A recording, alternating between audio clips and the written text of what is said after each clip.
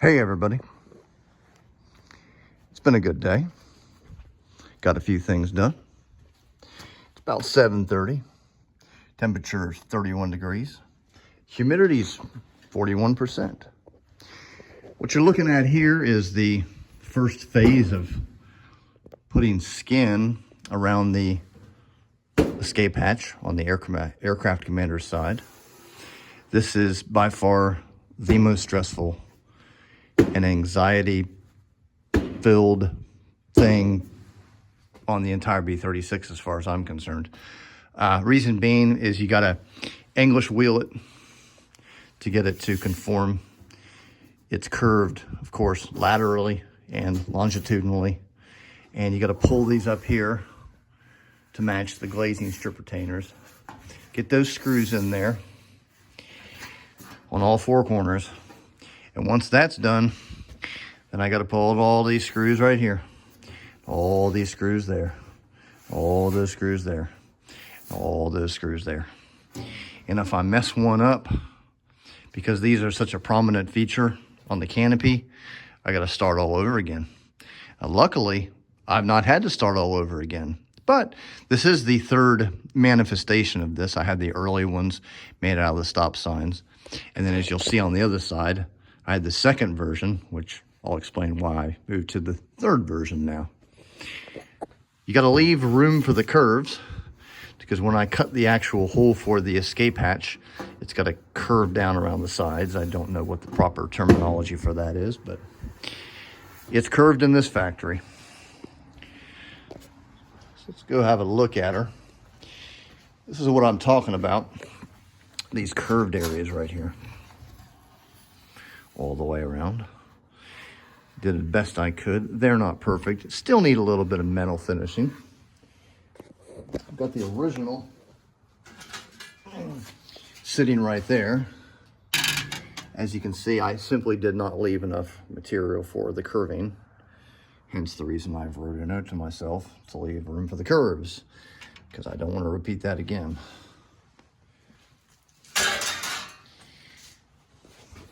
As you can see, it's recessed 1/4 of an inch from the skin. So you got skin, curve, glazing retainer. And she pops down. And then she slides back. She's beautiful. Before I forget, Vintage Aviation News, they did a really good piece about me. The writer was Austin. He put things in the article that I couldn't have written myself. It's like he stole my thoughts. The article was perfectly well written in terms of what I'm doing here. And thank you very much.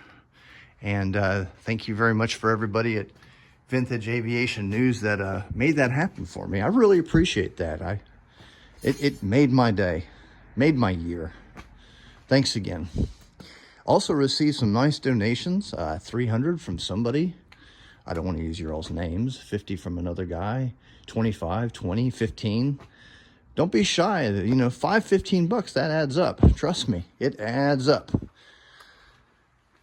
Just these screws, you know, $9 a box, and, you know, there's 100 of them in a box. Times that by 12, it adds up.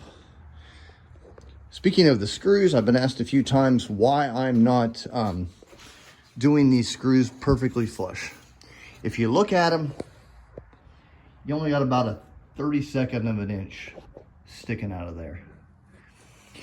In order to make them work like flush mount, you have to do something like this.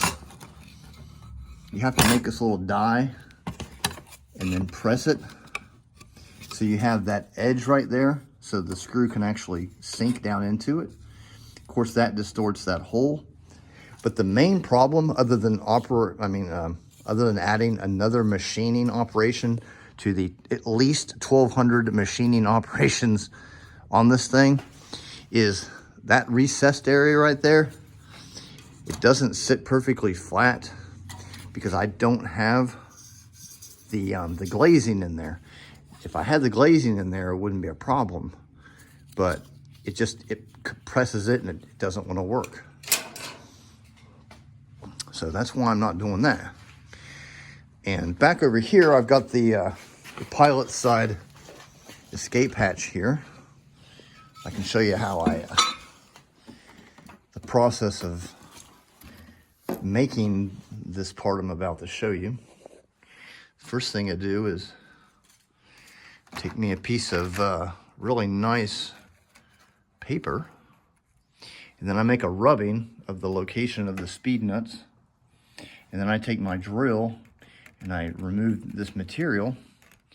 Then I transfer this over to a piece of aluminum and do my hole punch, or not my hole punch, but my punch, my center punch, then a pilot, and then a step drill. Finished product is this beautiful thing, which he will just go on there, and that's it. This thing is an inch wide all the way around.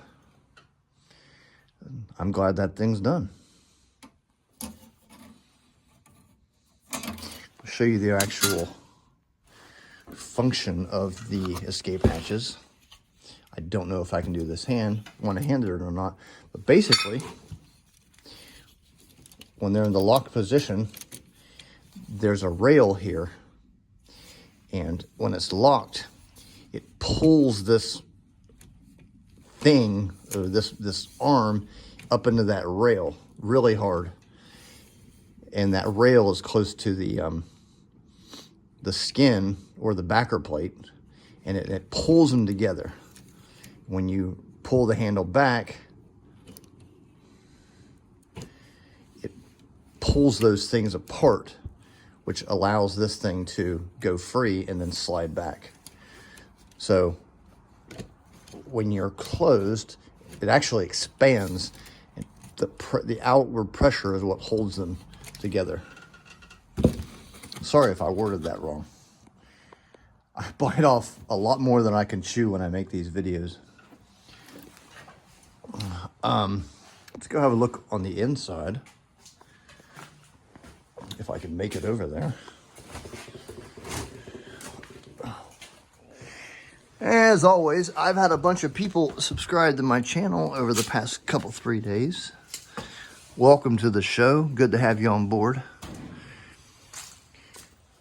This is what this looks like over here. Not much to it. But over here, you're not going to be able to see much because of that light. But what happens here is, through a beautiful engineering motion, it gets to a point where you go up like that, and then it hits that right there, and that actually causes everything to lock up in there. Now, the things I haven't built yet are there's some triangulation, some little itty bitty ramps that are here, up there, and up there, which will cause this thing to actually seat itself perfectly on the outside. Now, this is the backer plate. You can't see it, but there's a big piece of metal that ties, or steel, that pulls everything together. And there's going to be some milled areas right here, which will cause these machine screws. Well, these are sheet metal screws I've got here, but eventually I'm going to have machine screws, and there's going to be a lock nut on there, and they're going to be recessed. So those are going to look really cool. These are for the hot air that travels on the glazing up into this thing. That thing is just sweet.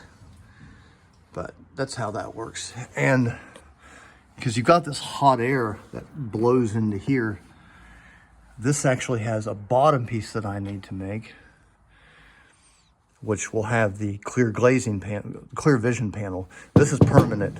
And I've got to make the bottom part that holds in the back window with the plexiglass, which you can remove to remove that condensation. I got to do that on both sides.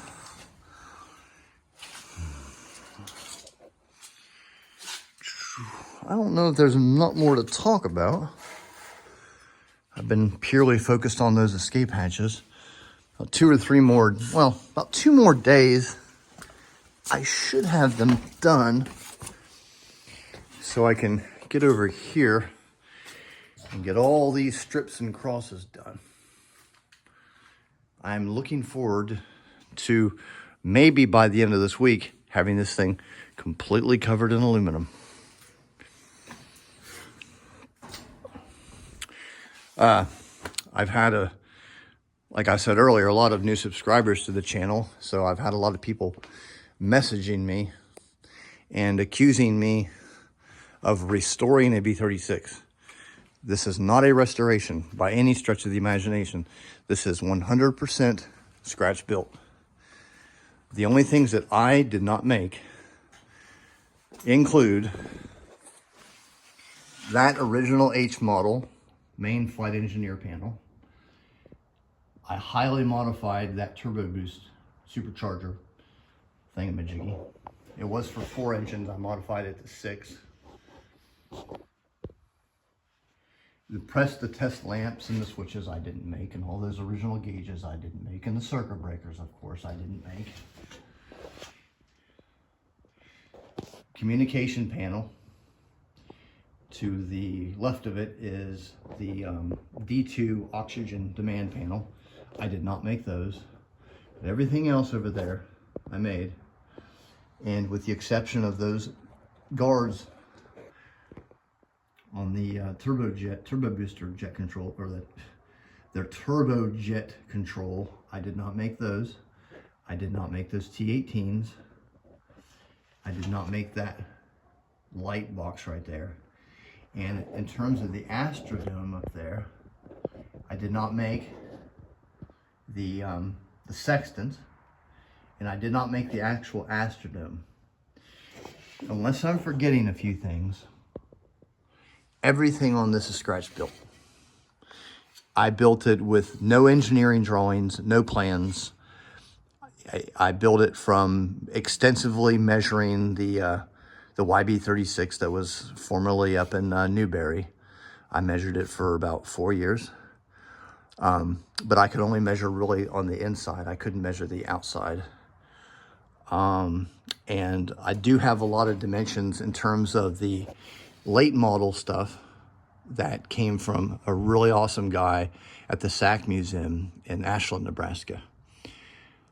Other than that, just using pictures and the illustrated parts breakdown, that's how I've built this thing.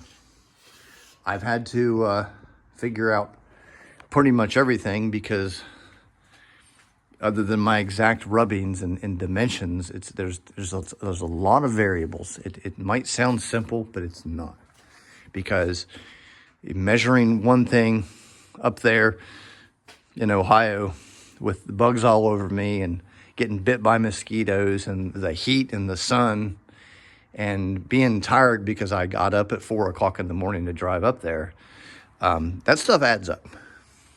I certainly wasn't sitting at a drafting table at Convair back in the 50s. But that's pretty much where we're at. I hope I haven't left anything out. I'll see y'all next time.